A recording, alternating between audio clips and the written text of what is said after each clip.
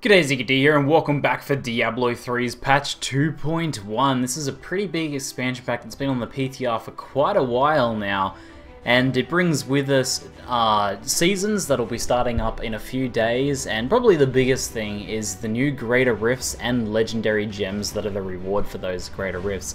This is a new competitive rift style system where you're against the time instead of just taking it at your own pace. All of the loot comes at the end. There's no loot in the actual rift, and the objective is to try and get into the highest possible difficulty rift that you can and do it in the quickest time possible. So you might start off in greater rift level 1 and you progress through that. It's very easy, you beat the timer by a great deal, and then you move into some of the higher ones. It gets harder and harder and harder until it eventually gets harder than Torment 6 and even further than that. And eventually it becomes impossible for you to beat it before the timer. This is a really nice addition to Diablo 3, so I'm eager to show it off in this video. And this is just going to be a casual commentary style video showing off the new system. I'll be listening to some Windswept, which you'll be able to see the song title down in the bottom right there. And this is some pretty awesome free music that you guys can download down in the description below as well. I'll also be playing on my Torment 6 Demon Hunter using the Marauder 6-piece set. I'm using still a setup from this patch, but it should work still fine anyway. So, I did do a rift just before this and earn myself a Keystone of Trials. In Torment or above rifts, you have a chance of getting one of these Keystones of Trial, which allow you to open up a greater rift. So let's go ahead and do that. Oh, it's all colourful. Let's do this. So first you get put into this realm of trials where they challenge you to kill things as quickly as possible. We better start putting down our turrets just here. And the idea is to gauge how strong you are as a character. So we'll just duck over here. I do believe I have steady aim on my character, so I do need to try and keep my distance just a little bit. I'm gonna get all my turrets down. I'll pop my pets there. Still have to remember how to play my character. Got a bit of a warm up in the rift beforehand. But I like that they added this, because last time I played on the PTR, instead you just ran a normal version of the Greater Rift first, and it wasn't, it wasn't very exciting. It was super easy, and you just kind of smashed through it, and then it put you in a difficulty. This is probably a more accurate way of gauging it, and it's kind of cool too, having like this kind of like, survival style wave thing. So let's see how we go. We're in 5 waves so far, time remaining. I guess it sees how far you can actually get in the waves. I haven't played this little gauge mode thing here. So I should actually be using my spike traps too. I'm using Cannon Bolter, which attracts minions or mobs to the spike traps when you lay them down. So it's good to group up mobs so that the cluster arrows from my sentries can hit them. I can also throw down some of my own multi-shots as well when I have a bit of a gap. I've got all my turrets down, so I might as well do that. Let's keep it going. Oh, wave 6. Oh, gonna be close. We can make it further than that. Oh, there's one more guy over there. Hatred is too low. Oh, okay, alright. It put us, we just missed out on getting into the next one. And that gives us rank 20 stone Greater Rift. That's a pretty big jump straight into there. Now, you can kind of cheese this a little bit if you want to get a lot of the legendary gems really quickly, at least the base level ones of them. They tend to drop after you kill the Greater Rift, so you could do really poorly in this particular challenge just here, and start at like Greater Rift level 5 or something, and then work your way up slowly through that by, kind of purposefully holding yourself back, not exposing your true power. But we'll jump into it. This is more of a for fun run through and show you guys how the system works. Also, it's a cool new purple portal. We get some rewards there. Now we get to chuck in our level 26 Greater Rift Keystone. From memory in the PTR, this should be a bit under Torment 6. So this should be a bit easier than the previous rift I did. So you'll see there's a progress bar here, and there's a 15-minute timer. So we have to try and get to the boss and kill the boss. We have to get the boss to spawn by filling up the progress meter, and then we have to kill the boss in the timer to be able to progress to the next difficulty of Greater Rift. So we gotta kind of move fast. So far the time is beating us, but we haven't found many mobs yet. So hopefully once we find some more mobs, we'll be okay. Where are you guys? Where are they all hiding? Oh man, there's a couple there, but that's not very many. Pretty high HP. This must be pretty close to Torment 6. Not sure exactly where the actual breakpoints are. Let's pop these guys down. I should be putting these turrets. I just switched over to these slowing turrets in Cold a Week. I should be putting them on top of the mobs so that the slowing effect procs Cold a Week as well, which causes mobs to take more damage when they're being slowed by any sort of slowing effect. So that's a pretty good idea just there. Yeah, looks like they're going down okay. This feels close to Torment 6, might be a little bit below. You'll see these little purple baubles just here. Those are progress bars and they give you a boost. They drop from goblins and they drop from elites as well. Is this just a normal white pack of these dudes? I think it is.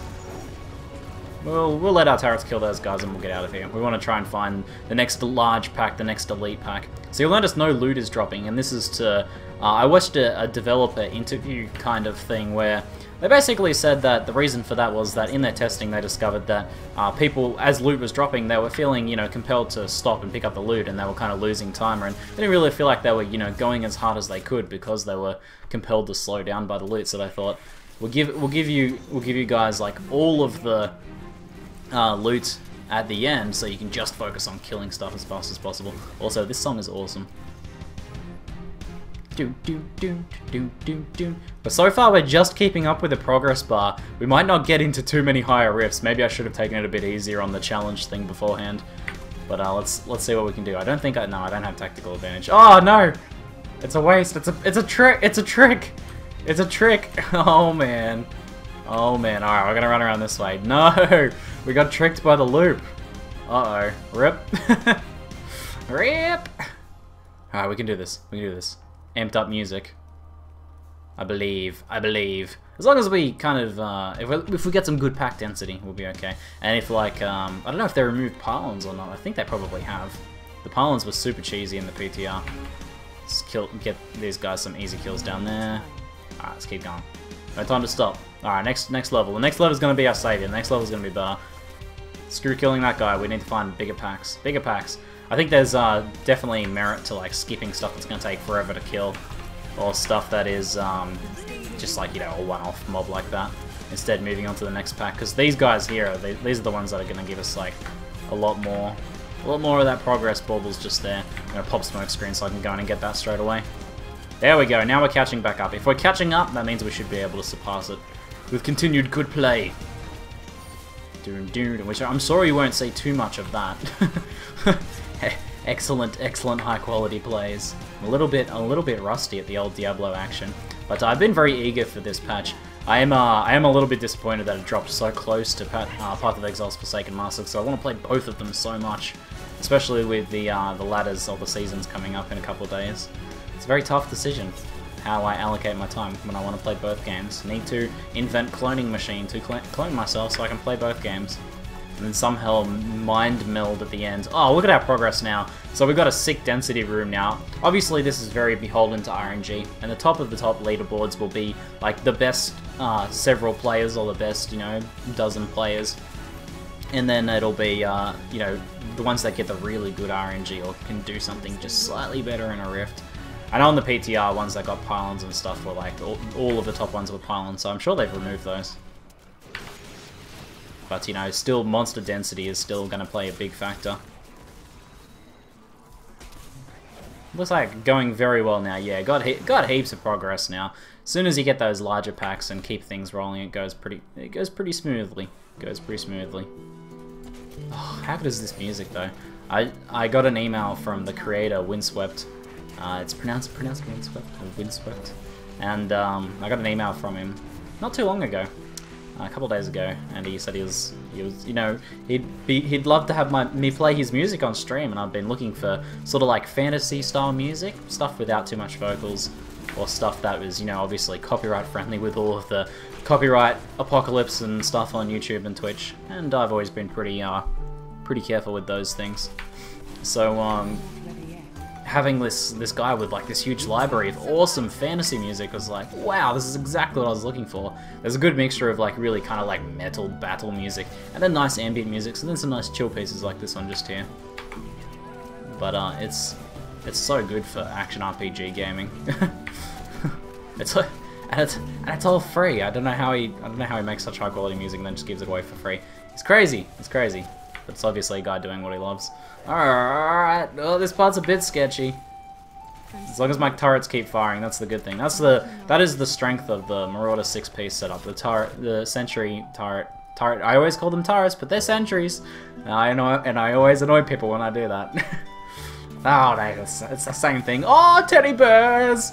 Oh, teddy bears! I think our progress bar will fly through the roof with the teddy bear rift. Also, they give out little cupcakes. What bros? Teddy bears! Yeah, that's the real strength of the Sentry setup, the Marauder 6 setup, is that even when you have to, like, you know, dodge all the stuff that's trying to kill you, because in the later rifts, like in the 30 to 40 rifts, you will get one-shot by most things.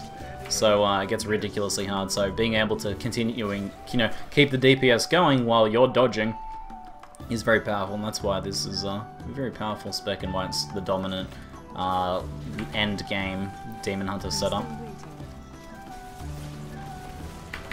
Let's group those guys up. So the spike traps lure them. It's reasonably reliable. Sometimes they kind of ignore them, but when they do lure them together, it's a big force multiplier. Because if you're getting cluster arrows to hit 3 mobs instead of 1 mob, you know, like 3 of the champ pack instead of 1 of the champ pack, you're doing a lot more total damage. Your total effective DPS is higher, so it feels good. You get pretty good XP doing these grey rifts as well, especially because you're usually going pretty quickly. It doesn't look like I'm running fast because I'm not playing like a Vault spec, and I often feel that way, like I feel like I'm playing so much slower. But when I was playing like my Vault cluster arrow spec, I was hammering the Torment 3, Torment 4 max, and I felt like I was going very fast. But then when I switched over to this, and even without, like, I don't have like Bombardier's rucksack, even without like the optimal gear, still super powerful, ridiculously strong spec. I'm hoping for a little bit more diversity in the future for Demon Hunters, but for now this is pretty fun to play. I could do a couple months of this. Maybe they can bring in some extra interesting Demon Hunter legendaries that maybe drop in the seasons, perhaps. Also, the new legendary gems can add quite a lot to the gameplay too. The ones I saw in the PTR were really interesting, and you could certainly build a character around them, and they're certainly worth like sacrificing like some crit damage on a ring to be able to get a socket to be able to put it on there. So pretty potent, and pretty build defining as well, some of them. And some of them are just like, they'll just enhance your regular build. These guys are a little bit awkward here. Let's get out into the open so we're not trapped in that corner so much. Oh, Wall of Mortar! Fantastic for Demon Hunters, right? Right? So good.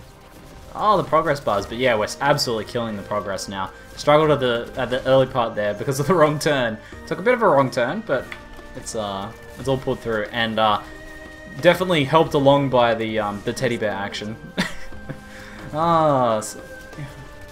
Nothing like badass demonic teddy bears from hell. Just to let you know that you're playing a Blizzard game. They do like their humor. All right, smashing these teddy bears. They seem so harmless. Apart from the elites with mortar and stuff, the general one, like the normal ones, they seem so harmless. It's like, oh, do I have to kill them? Come on, they're not gonna hurt me or anything. These ones are not. Molten fire chains. Those guys are not gonna cause any problems. Also, because I'm using I've got all the pets there. They're doing a good job of tanking. Oh, bloody teddy bear head. Oh man. Oh, the pan flute's in full force as well. There is some good, sweet pan flute action. I do enjoy some quality pan flute action. Alright, the boss is spawning. I'm gonna have to switch to some serious metal music for the boss spawn, because we're about to get the boss. Here he is. Yes. Yes, Erathon, who is one of those annoying charging dudes from Act 4. At least he's not shielded like they are. But let's put some DPS out ourselves as well. This guy might level us too when we kill him. He's not too difficult. The pets, man, Spider Bro is tanking like a boss. Spider Bro, live! I'm gonna get the... Oh, if I get the health globe, he's not gonna die. Oh man, pets are owning it. He's got no hope. What are your even other abilities, man? You got nothing. You've got absolutely nothing. Whoa! There's the charge. Does he have missile dampening? Oh, he does have missile dampening. Whoa, I almost got one shot actually by a Nova. Oh!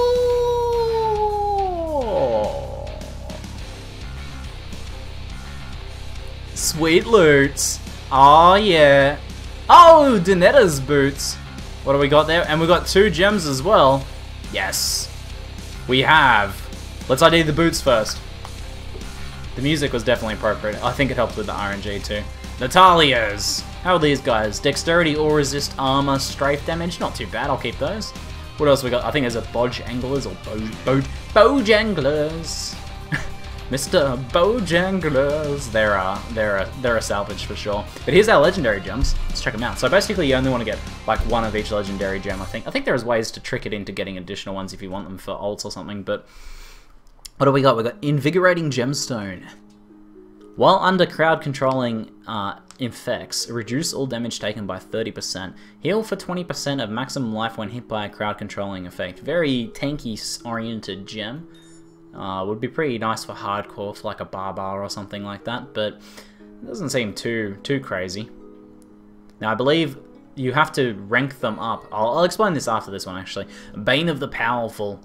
Gain 20% increased damage for 30 seconds after killing an elite pack. Increased damage against elites by 15%. This one's really good because just that rank 25 secondary, so ignoring the primary, just that secondary, the damage against elites, that's like a Stone of Jordan. I mean, that's like, you know, part of a Stone of Jordan at least, but you guys probably know how strong the damage against elites is, especially when you're spending most of your time fighting them in greater rifts.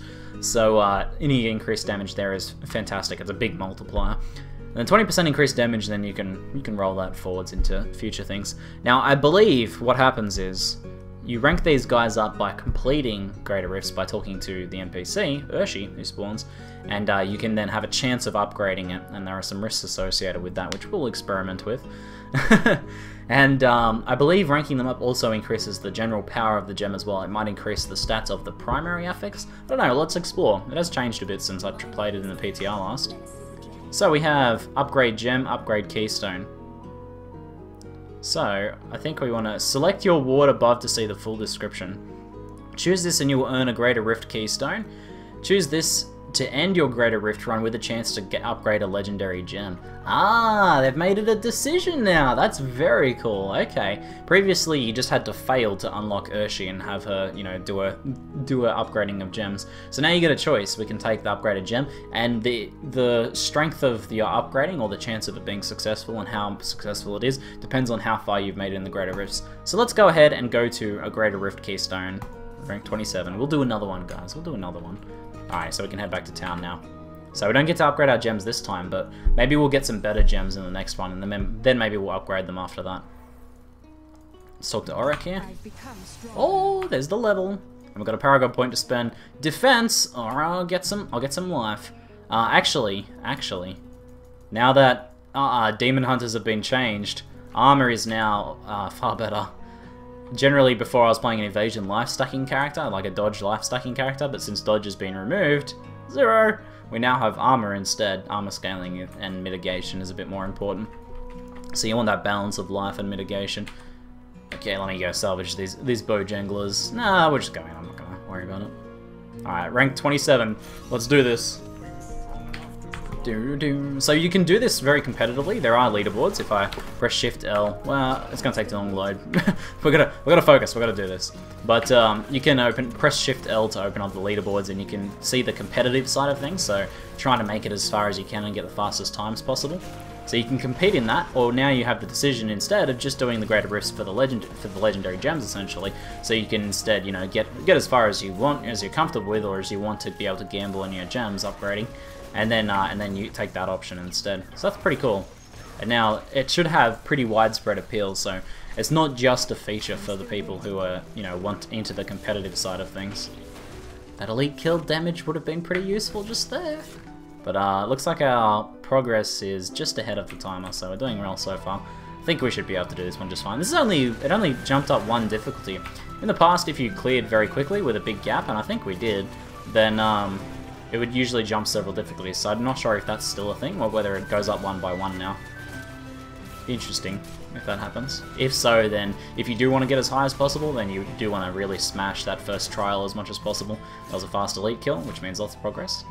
I believe the amount of progress you get is dependent on the life of mobs, so if you get like a bunch of low life mobs, it's not necessarily going to make you a lot faster, but it may depending on your spec. Depending on your build, some builds are going to do better against the things that can kill things with lots of life very quickly, and other things will do better against the mobs with low life. So it's very much going to depend on your build. There is some potential to be able to like tweak things based on what you see spawning in the rifts. You can go back to town, I believe. You were able to in the PTR. I'm pretty sure you'd still be able to, and change your loadout and skills a bit. Obviously, you lose some time doing that, but it could gain you back more time if you're making a very big efficiency change. But as for actually changing things around into the greater rifts, that is not an option. You have to kind of plan ahead a little bit. But you can certainly have a spec for the lower level greater rifts to be able to get through them quickly and more effectively. Oh, it looks like there are still pylons. Okay, so the pylons are going to make a big difference. I can't equip my nemesis braces. So I really thought they'd remove the pylons because they're a big RNG factor. I mean, action RPGs are all about RNG, so not everyone might not mind that. I probably should have grabbed that after killing the mobs so that I could run to the next pack more quickly. Conduit, like getting a conduit pylon though in a high level greater rift is gonna instantly make you clear way faster than anyone else because of the damage there is really insane. Or probably in the higher difficulties, a power pylon would be even more potent. But a power conduit, or maybe even both. Eventually, you're going to see the highest ranked people, I think, be the players that are also really good, but also got lucky on the conduit pylons too. So, yeah, I don't know how I feel about that. Can't win them all.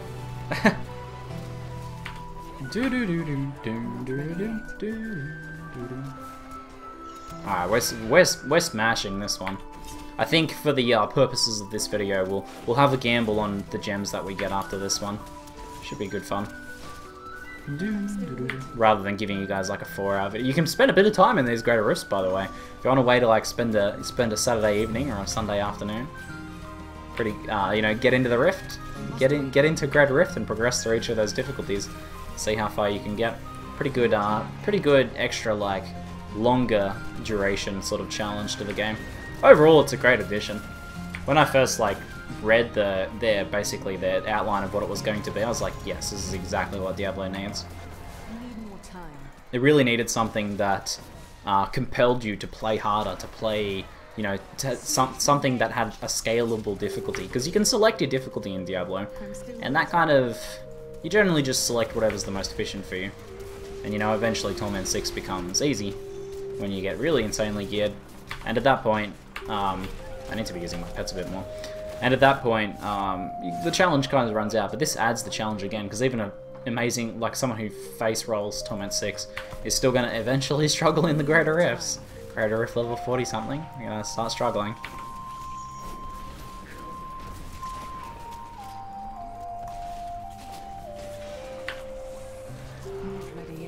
Alright, these have been pretty easy mob spawns too. Sometimes you'll get really unlucky and you'll get like a bunch of those shielding charges, and the little bulbous dudes that cast shields on their friends as well.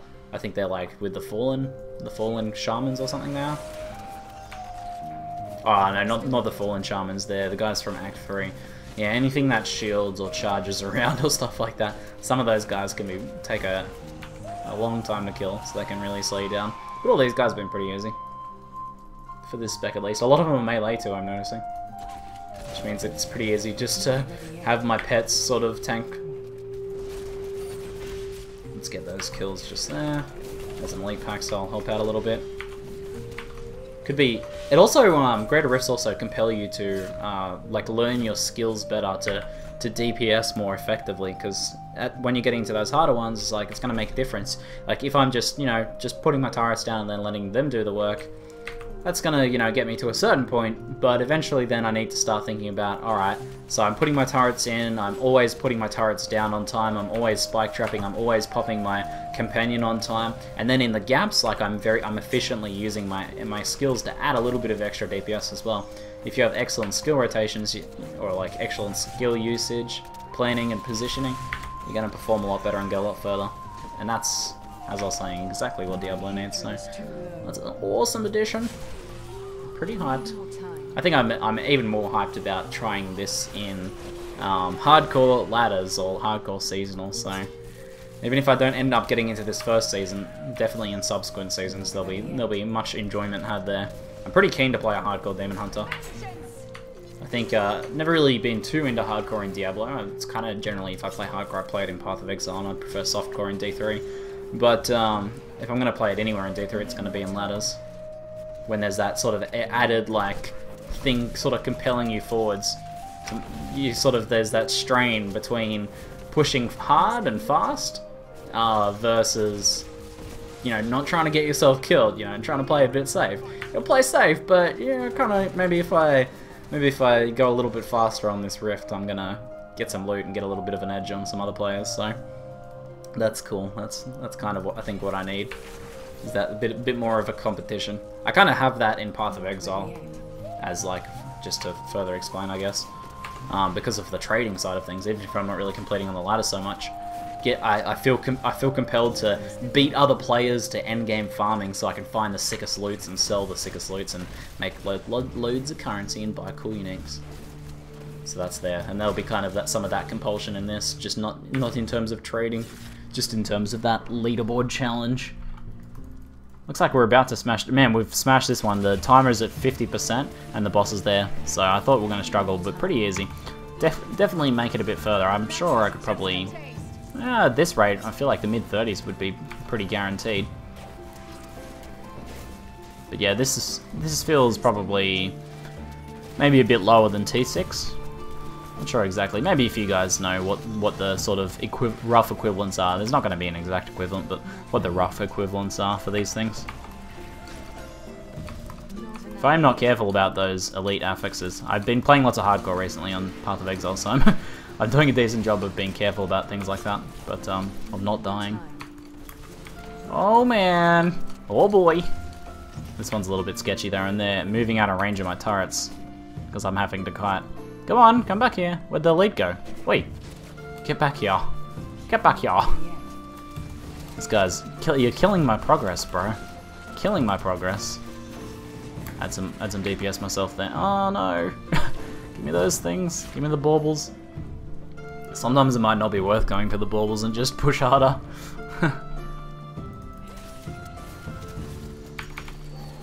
Alright, we should back up. Don't have the steady aim effect if I'm in there like that. You can see it on the tooltip when it is in effect and when it's not in effect when I'm moving close like that. You don't have to be very far away, but you need to make sure you're not in melee distance at least. So it looks like as far as like Marauder 6-piece variations go for the Demon Hunter, it looks like Cold's really strong now. They did a pretty big overhaul to Demon Hunter. They were one of the classes they changed a lot, and Cold, like a lot more Cold skills, a bit of move away from poison a little bit, and a lot more accessibility for Cold. And I've seen some pretty potent looking Cold setups. This is a fire setup, although I'm using the Cold turrets. That's just for Cold a week. This is kind of like a frost fire setup. But I've seen some pretty potent Cold setups using like Elemental Arrow, Ice Shot, and obviously using Cold a week in that as well, but using lots of Cold damage scaling. And they look pretty effective for sure. Then there's nice synergy with the turret as well, so with the Sentry as well, with using Polar Station, since that does deal Cold damage.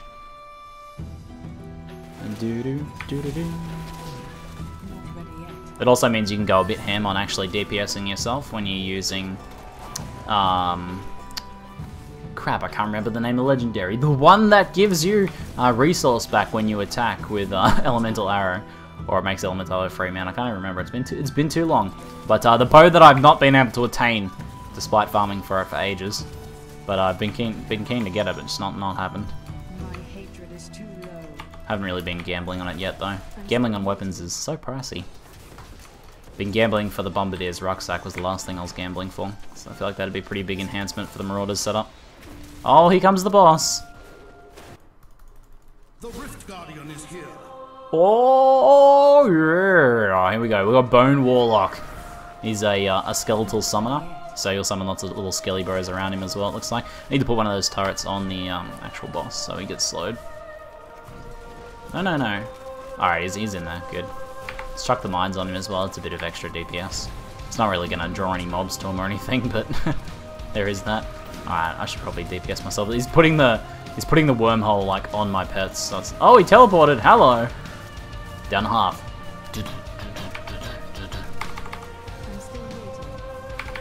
Alright, we should just go ham now. We've got the turrets down. They last for ages. They last for how long? 30 seconds. Alright, so we can DPS for a while and then before we need to put another one down.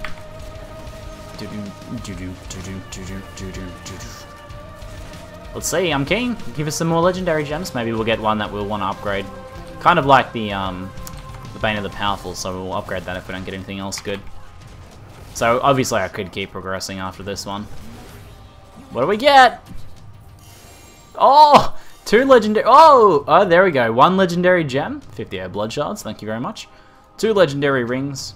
Legendary gem and a legendary cloak. Now I just want to say about the loot, although it's a bigger loot explosion from these guys, the overall loot you get is not as much as you get from doing normal rifts. So if you're just farming for loot, you want to farm normal rifts. Like that's the way to get the most legendaries. It's kind of fun getting a big explosion like this, but it's not as much as you're getting from those normal rifts. But it's still kind of cool. What's this one? What do we got? Broken Promises, which is kind of lame. It was promised to be a good legendary, but the promise was broken. Unity is pretty good. Unity is quite good. I'm using Unity at the moment. How is it compared to my current one? It's got a little bit lower dexterity. The vitality could be re-rolled. The crit chance is a bit lower. It looks like it's a bit worse than mine in general. But I think my Scoundrel's wearing one as well. Is it better than his? Not really. Not really. Looks like a not a real upgrade Unity, but maybe my monk can use it or something. Let's check out the legendary gem. Ooh.